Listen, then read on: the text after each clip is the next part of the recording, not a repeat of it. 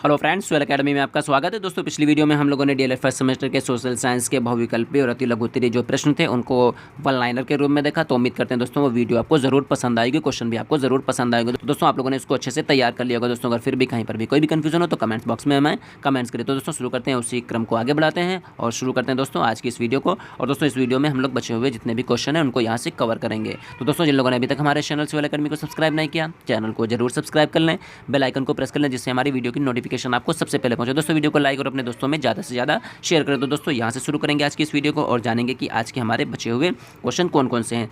तो दोस्तों यहाँ पर सबसे पहला क्वेश्चन आता है कि भारत का मैकियावेली कहा जाता है, तो चाणक्य को कहा जाता है। चाणक्य के अन्य नाम दोस्तों याद रखिएगा, विष्णुगुप्त भी था, कौटिल्य भी था, और इनके द्वारा जो रचना थी उसको कहते थे अर्थशास्त्र। ठीक है, उसके बाद चाणक्य का अर्थशास्त्र किस पर आधारित है, तो दोस्तों ये प्रशासन पर आधारित है। ठीक, उसके बाद अगला क्वेश्चन यहाँ पर आता है, चंद्रगुप्त ने जैन धर्म की शिक्षा ली, किससे ली, भद्रबाहु से ली। ठीक, और क्या किया था, अंतिम समय जब इसका आया, ठीक, यानी जब इसका एंड आया तो क्या किया, भद्रबाहु के साथ श्रवणबेलगोला कर्नाटक में स्थित है वहाँ पर ये चला गया। ठीक है, और वहीं पर संलेखना विधि के द्वारा दोस्तों अपने शरीर का ये त्याग कर देता है। ठीक, अगला क्वेश्चन यहाँ पर फिर आता है, चंद्रगुप्त के दरबार में आने वाला यूनानी कौन था, तो ये दोस्तों था मेगास्थनीज। ठीक, इंडिका की रचना किसने की दोस्तों, तो मेगास्थनीज ने इंडिका की रचना की। दोस्तों वेरी इंपॉर्टेंट क्वेश्चन यहाँ पे सभी है। ठीक है, चंद्रगुप्त मौर्य की मृत्यु कब हुई थी, तो 298 ईसा पूर्व में हुई थी। कहाँ पर हुई, तो दोस्तों ये हुई थी श्रवणबेलगोला कर्नाटक में दोस्तों स्थित है। कर्नाटक कहाँ, मैसूर में। ठीक है, उसके बाद दोस्तों अगला क्वेश्चन यहाँ पर आता है, चंद्रगुप्त मौर्य की मृत्यु कहाँ हुई, देखिए क्वेश्चन आ गया, तो श्रवणबेलगोला में। शिलालेख का प्रचलन किसने शुरू किया, तो दोस्तों अशोक ने भारत में शिलालेख का प्रचलन किया। तो दोस्तों अगला क्वेश्चन यहाँ पर आता है कि कलिंग का युद्ध कब हुआ, तो 261 ईसा पूर्व में कलिंग का युद्ध होता है। ठीक है, तो दोस्तों अगला क्वेश्चन यहाँ पर आता है कि बौद्ध धर्म के प्रचार के लिए श्रीलंका भेजा, यानी अशोक ने बौद्ध धर्म के प्रचार के लिए किसको श्रीलंका भेजा, तो अपने पुत्र महेंद्र और पुत्री जो संघमित्रा थी उसको क्या किया, बौद्ध धर्म के प्रचार प्रसार के लिए कहाँ भेजा, श्रीलंका भेजा। ठीक है, उसके बाद अशोक का राज्याभिषेक हुआ, 269 ईसा पूर्व में अशोक का राज्याभिषेक होता है। ठीक है, अशोक का सबसे लंबा स्तंभ अभिलेख, तो 7वां स्तंभ अभिलेख उसका सबसे लंबा है। ठीक है, उसके बाद दोस्तों अगला क्वेश्चन यहाँ पर आता है, अशोक का नाम उल्लेखित है, तो मास्की और गुर्जरा अभिलेख में दोस्तों अशोक का नाम अशोकवर्धन मिलता है यहाँ। उसके बाद दोस्तों अगला क्वेश्चन, अशोक को मगध का सम्राट बताया, यानी किस अभिलेख में अशोक को मगध का सम्राट बताया गया, तो भारभू अभिलेख में दोस्तों क्या हुआ, अशोक को मगध का सम्राट बताया गया। कलिंग की विजय का वर्णन 13वें शिलालेख में है। ठीक है, सांची का स्तूप किसने बनवाया, तो सांची का स्तूप जो था वो अशोक ने बनवाया था। अगला क्वेश्चन यहाँ पर आता है, श्रीनगर की स्थापना किसने की, तो अशोक ने दोस्तों श्रीनगर की स्थापना की। राजतरंगिणी का लेखक, तो दोस्तों कल्हड़ जो है वो राजतरंगिणी का लेखक है। अशोक के शिलालेखों की खोज किसने की, तो दोस्तों टी फैंथेलर ने। अशोक की मृत्यु कब हुई, तो 232 ईसा पूर्व में अशोक की मृत्यु हुई थी। अगला क्वेश्चन दोस्तों यहाँ पर आता है कि मौर्य वंश का अंतिम शासक तो बृहद्रथ था। शुंग वंश की नींव किसने डाली, तो पुष्यमित्र शुंग ने शुंग वंश की नींव डाली। ठीक है, उसके बाद दोस्तों अगला क्वेश्चन यहाँ पर आता है, भरहुत स्तूप का निर्माण किसने करवाया, तो पुष्यमित्र शुंग ने भरहुत स्तूप का निर्माण करवाया। सातवाहन वंश की स्थापना किसने की, तो सीमुक ने दोस्तों सातवाहन वंश की स्थापना की। अगला क्वेश्चन, दसराज युद्ध लड़ा गया, कहाँ पर लड़ा गया, तो रावी नदी के तट पर यह लड़ा गया। भारत में सर्वप्रथम सोने के सिक्के जारी किए, किसने जारी किए, ये क्वेश्चन पूछ रहा है। तो यहाँ पे तो हिंद यूनानी शासकों ने सबसे पहले सोने के सिक्के यहाँ पर जारी किए थे। अगला क्वेश्चन, शुद्ध सोने के सिक्के किसने चलवाए, तो कुषाण शासकों ने शुद्ध सोने के सिक्के चलवाए।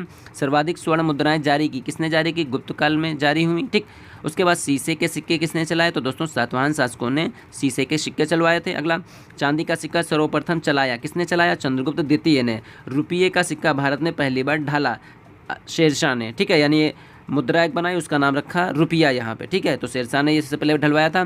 अगला, कुषाण वंश का संस्थापक, तो दोस्तों कुजल किटफेसियस ये कुषाण वंश का संस्थापक था। बुद्ध की खड़ी प्रतिमा बनी, कब बनी, कुषाण के काल में। ठीक है, अगला, कुषाण वंश का प्रसिद्ध शासक, तो दोस्तों कनिष्क था। ठीक है, उसके बाद कनिष्क की पहली राजधानी तो ये पुरुषपुर थी। कनिष्क की जो दूसरी राजधानी थी वो थी मथुरा। ठीक है, याद रखिएगा दोस्तों। अगला, शक संवत किसने चलाया, तो दोस्तों शक संवत किसने चलवाया था, तो कनिष्क ने 78 ईस्वी में क्या किया, शक संवत चलवाया। मूर्तियों का निर्माण हुआ किसके शासनकाल में, कुषाण काल में। अगला, मंदिर का निर्माण हुआ दोस्तों गुप्त काल में हुआ।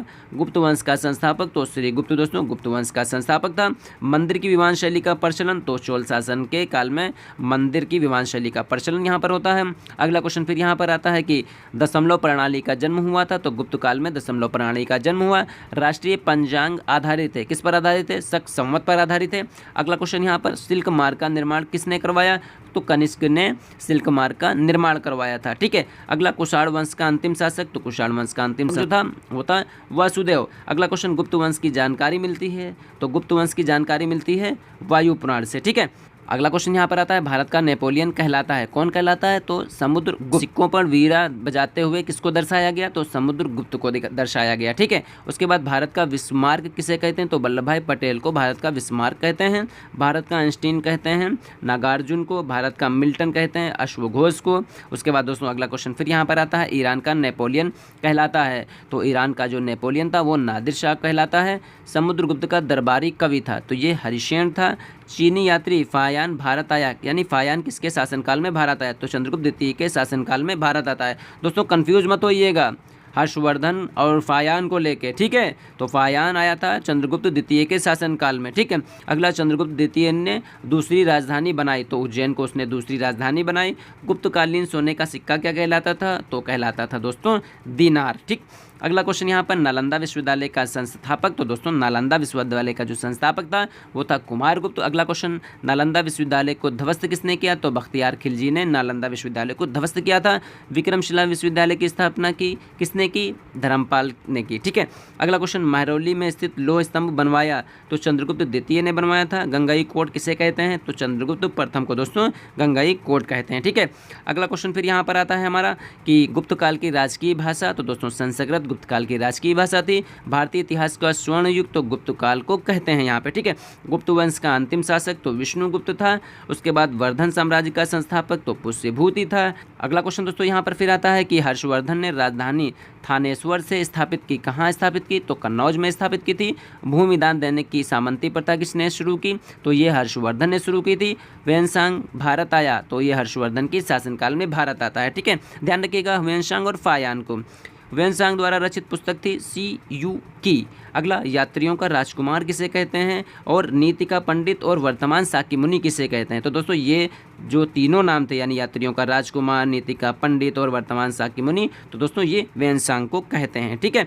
अगला क्वेश्चन फिर यहाँ पर आता है कि हर्षवर्धन का दरबारी कवि कौन था? ठीक है, तो दरबारी कवि था बाणभट्ट। हर्षवर्धन का भू राजस्व दर क्या थी? तो 1/6 थी। पुलकेशिन द्वितीय ने हर्षवर्धन को हराया, तो कहाँ पर हराया था? तो नर्मदा के तट पर हराया था, ठीक है।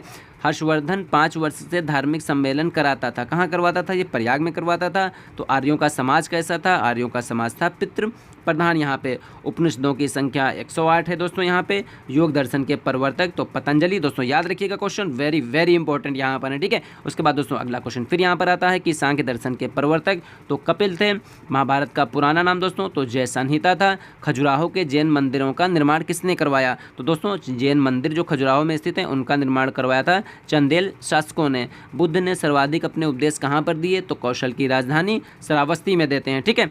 विश्व दुखों से भरा है, ये सिद्धांत जो था बुद्ध ने कहाँ से लिया? तो दोस्तों ये उपनिषदों से लिया, ठीक है। उसके बाद दोस्तों अगला क्वेश्चन यहाँ पर फिर हमारा आता है कि एलोरा के कैलाश मंदिर का निर्माण किसने करवाया था? तो एलोरा के कैलाश मंदिर का दोस्तों जो निर्माण था वो राष्ट्रकूट शासकों ने करवाया था, ठीक है।